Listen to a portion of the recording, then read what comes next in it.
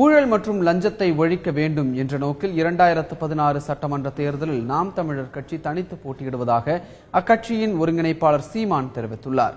ஈரோடு சென்னிமலை சாலையில் உள்ள நாம் தமிழர் கட்சியின் தொழிற்சங்க பெயர் பலகையை திறந்து வைத்த பின் செய்தியாளர்களிடம் பேசிய அக்கட்சியின் ஒருங்கிணைப்பாளர் சீமான், மறைந்த டிஎஸ்பி விஷ்ணுபிரியா விவகாரம், காவிரி மற்றும் முல்லை பெரியாறு விவகாரம், மீனவர்கள் பிரச்சினை குறித்து கருத்து தெரிவித்தார்.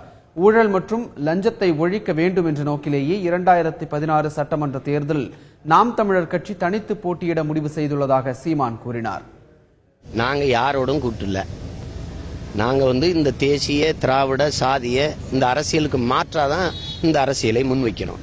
ஒரு தீய ஆட்சி முறை ஒழிய தூய ஆட்சி முறை மலர, பணநாயகத்தை ஒழிப்போம் ஜனநாயகத்தை காப்போம்னு நமக்கு நாமே மாற்று நாம் தமிழரே மாற்று அப்படின்னு ஒரு மாற்று அரசியலை வைக்கிறோம்.